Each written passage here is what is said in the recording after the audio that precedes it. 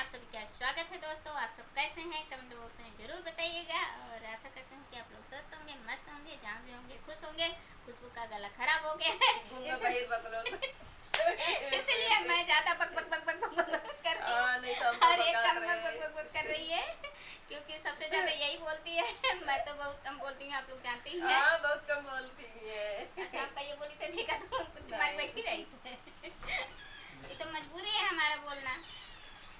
दोस्तों एक गाना लेके आए हैं बड़े का, तो बड़े का गाना लेके आए हैं जो पान वान बेचते हैं, उन्हीं का गाना है। अगर हमारा गाना आप सबको पसंद आएगा तो कमेंट बॉक्स में ज़रूर बताइएगा कि हमारा गाना कैसा लगा आप सबको। तो चलिए हम दोस्तों गाना सुनाते हैं। राजा